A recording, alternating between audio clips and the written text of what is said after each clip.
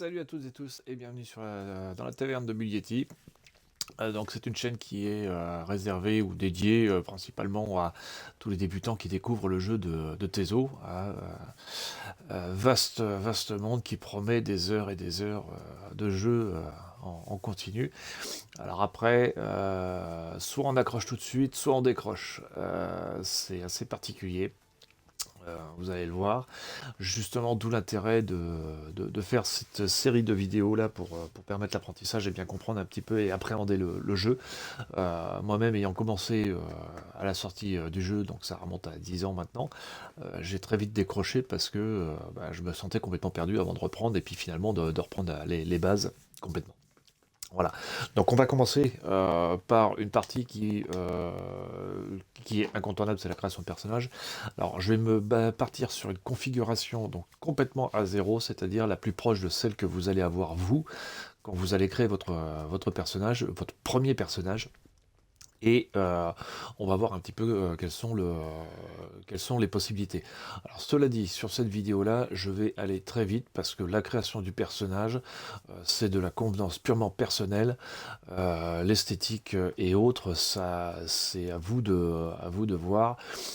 Je veux dire, il y a pas d'utilité à faire exactement pareil que moi parce que ça, voilà, c'est votre personnage à vous. Et sachant que de toute façon, vous avez la possibilité de créer plusieurs personnages, même si un premier est créé qui ne vous intéresse pas.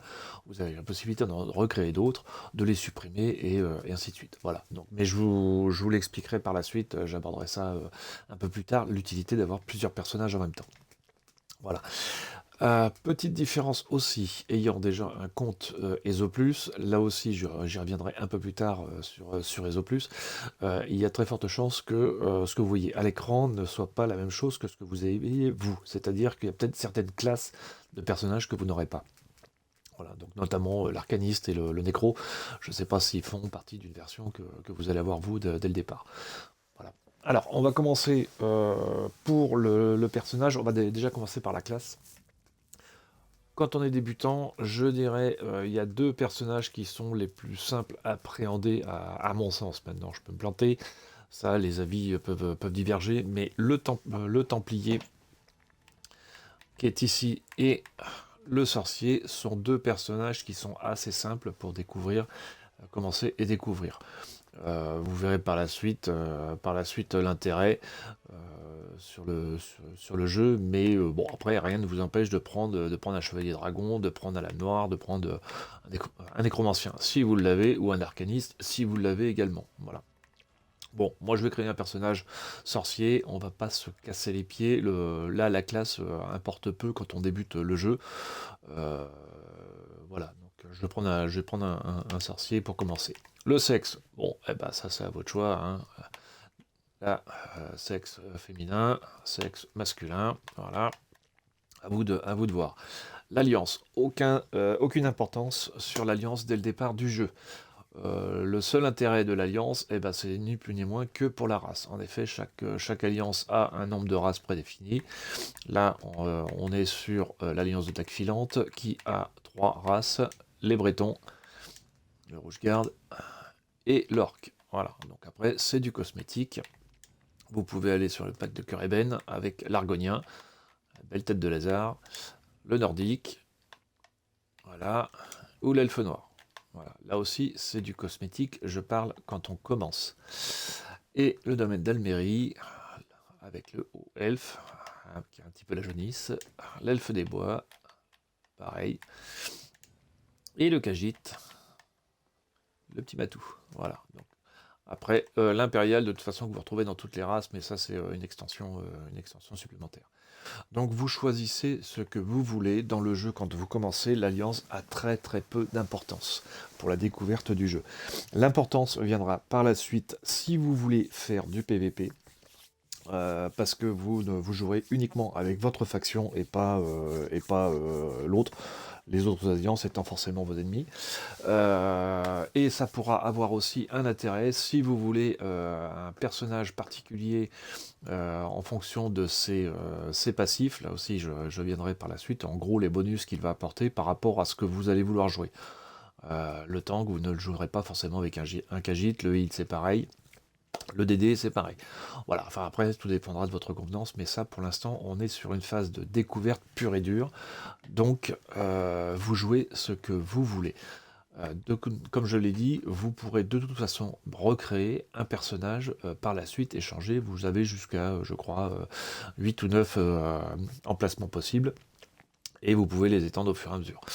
Voilà. Donc je vais partir sur un sorcier, on reste sur le sorcier, je vais prendre n'importe lequel. Allez tiens, on va rester sur l'alliance de Dagfilante, non, d'Almérie. On va rester sur le Khajiit puisque c'est celui que j'ai sélectionné. Et voilà. On continue. Vous pouvez, alors, comme je joue sur Xbox, vous pouvez appuyer sur la touche RB, euh, voyager un petit peu sur le menu pour la création de votre personnage.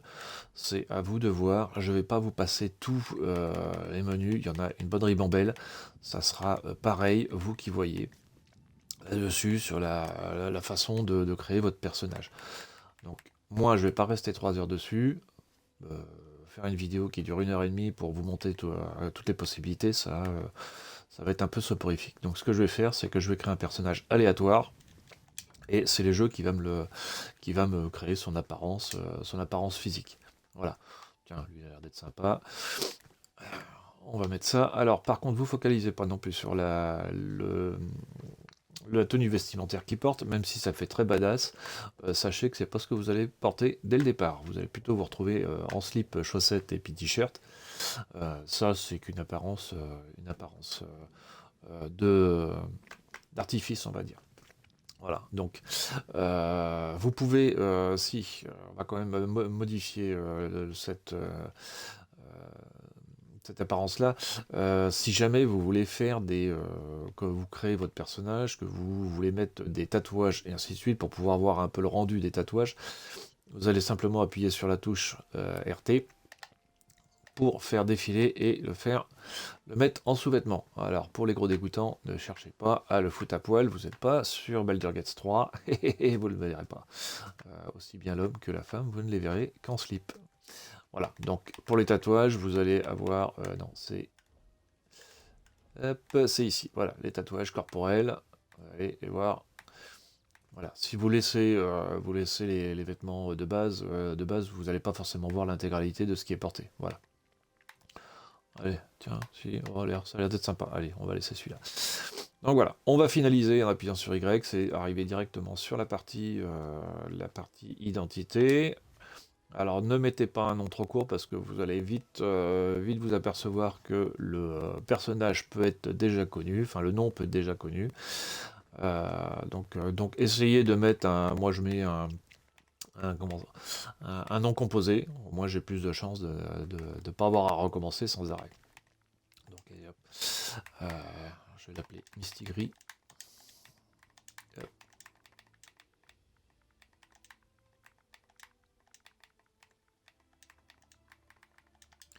Le chasseur, allez. Oui, j'ai pas de clavier, donc je me sers du clavier Xbox, hein, c'est